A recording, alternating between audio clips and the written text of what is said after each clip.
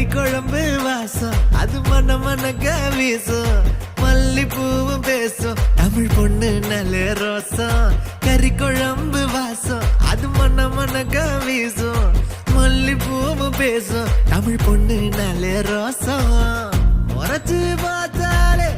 எனக்கு கேராகும் சூடா பார்த்தாலே சோடாவும் வீராகும் முறைச்சு பார்த்தாலே